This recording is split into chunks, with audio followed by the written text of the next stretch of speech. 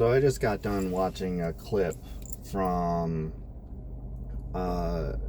Nina Turner's interview with Kyle Kalinske and Krystal Ball, and holy fucking shit.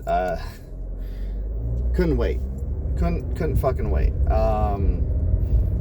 Man, this just really shows how far Brianna Greyjoy has fallen. Like, so essentially, she makes the argument about the Nina Turner primary that she's going to win anyways.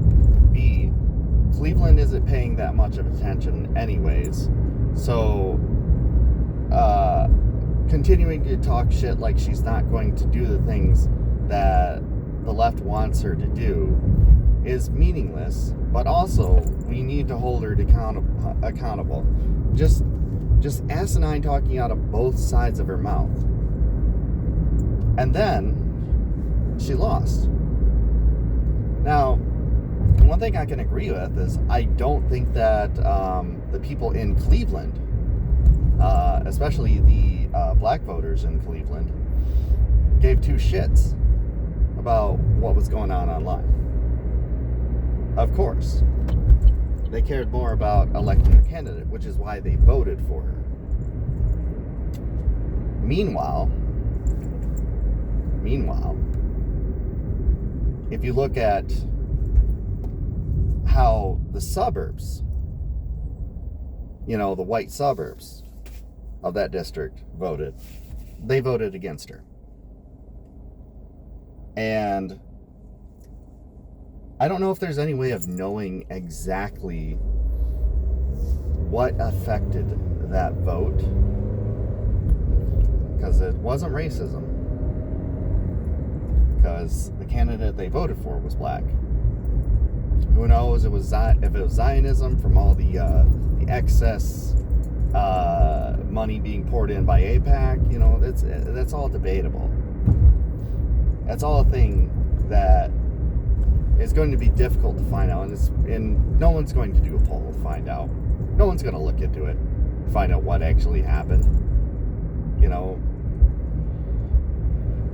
But I'm certain that the type of people, based solely on what I've seen from the sort of demographic that pays attention to, your Brianna Greyjoys and your Jimmy Dores and all the forced vote people, like, I can say that more than likely that there are people in that white suburb who might have voted for her, but if they followed forced vote, they decided not to. Like, it's a pretty high possibility. But like I said, we'll never know for sure. All I know is there's a whole lot of white suburban kids who have, no problem talking about how great forced the vote is, and, how no one will listen, and, oh, you're standing in the way of my health care, blah, blah, blah, blah, blah, and all that shit.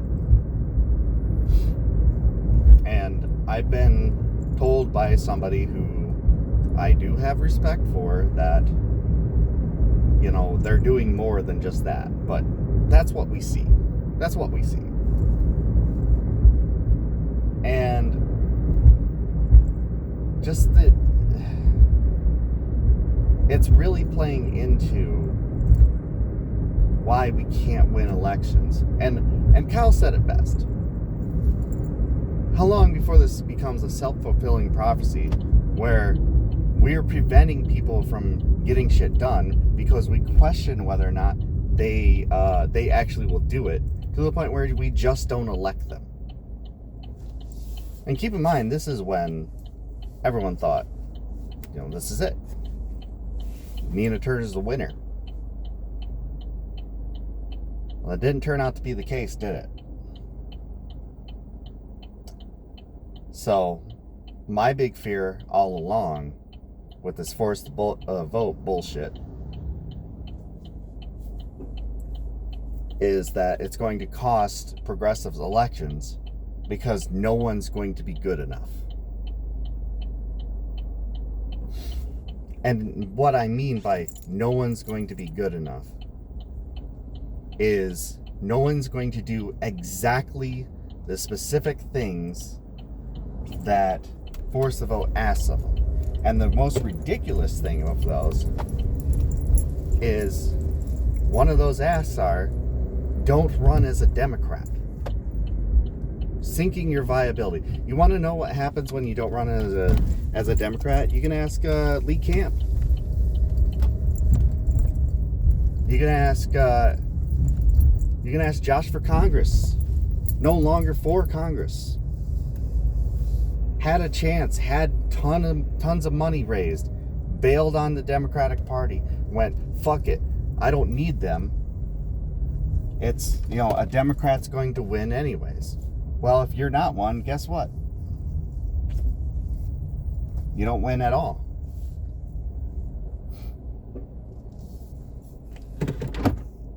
So, it shows a lot.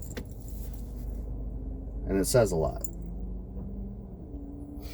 And I have a legit hard time not looking at Force the Vote right now and going, you fucking sons of bitches, what the hell are you doing?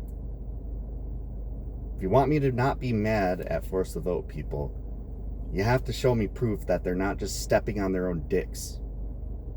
Because that's all I see.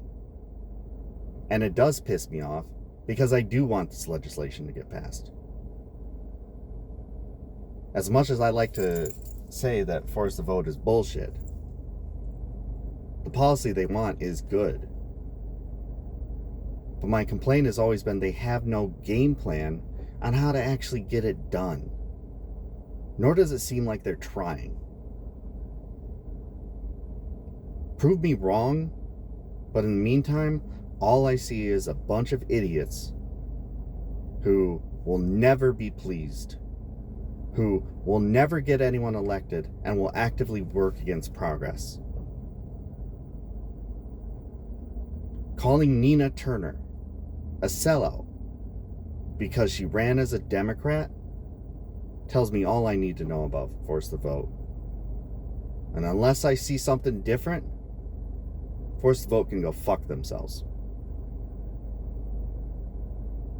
We didn't get to do this on stream, so we're doing it here, and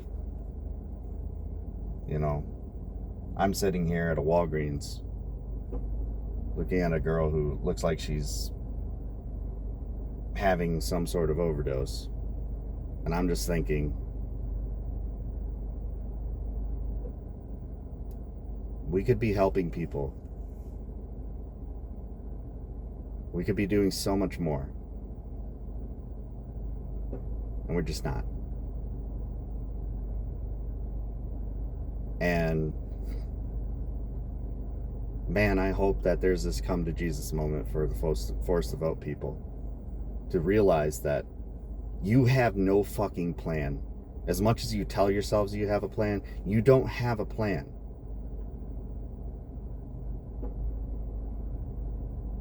Last time I checked, the way this country works is it's a majority vote in Congress among both houses, and then a president signs it into law. And then, if there's a challenge to it in the Supreme Court, we hopefully have the judges in place to not block it.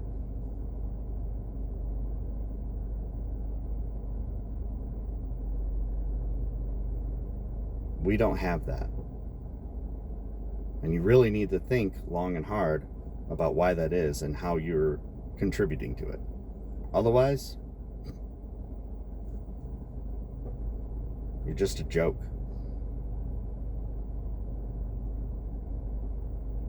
Brianna Joy Gray does not know what the fuck she's talking about. What she was hoping for was the same thing Jimmy Dore was. I'll be bailed out by the fact that Nina Turner will win anyways.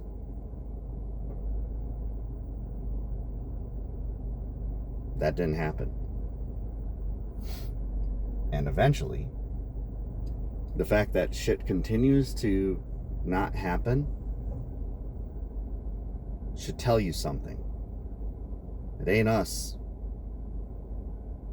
It ain't us. It ain't the people who've been talking about how this is bad strategy all along. It's not us. If you actually want Medicare for all, the game plan is out there. What you're looking for is an easy button, and that doesn't exist.